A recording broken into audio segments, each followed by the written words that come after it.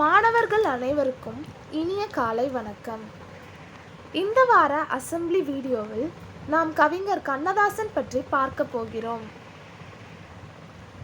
கண்ணதாசன் அவர்களின் இயற்பெயர் முத்தையா ஆகும். இவர் 1927ஆம் ஆண்டு ராமநாதபுரம் மாவட்டத்தில் உள்ள சிறுகூடல்பட்டியில் பிறந்தார். இவரது தந்தையார் சாத்தப்பன் மற்றும் தாயார் விசாலாட்சி ஆவார். இவரது புனைப்பெயர்களை பற்றி காண்போம். கண்ணதாசன் பல்வேறு புனைப்பெயர்களை பயன்படுத்தினார்.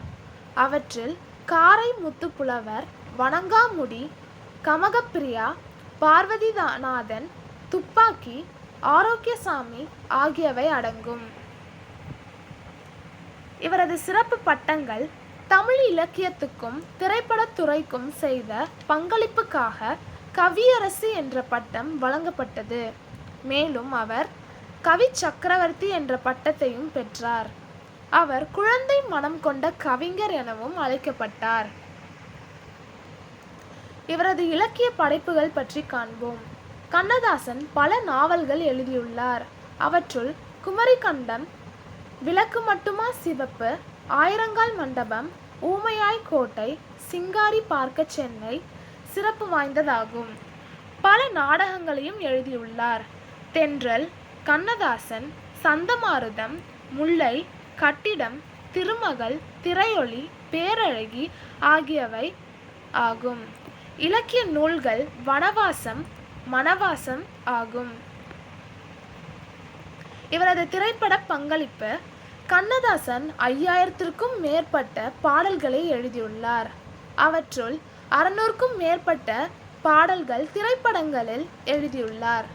அவரது பிரபலமான திரைப்படங்கள் மாங்கனி, ஆட்டனத்தி, ஆதிமந்தி, கவிதாஞ்சலி, பொன்மலை, அம்பிகா, பாரிமலைக்கொடி, தெய்வ தரிசனம், பேனா நாட்டியம், அனார்கலி மற்றும் ஏசுகாப்பியம் ஆகும். வாழ்க்கையின் இறுதி காலத்தில் ஆன்மீகத்தில் அதிக ஆர்வம் கொண்டார்.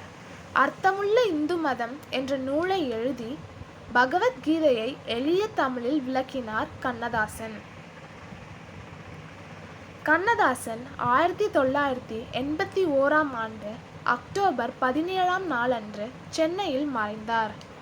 அவரது பாடல்கள், நூல்கள் மற்றும் சிந்தனைகள் இன்றும் மக்களின் மனதில் நிலைத்து நிற்கின்றன.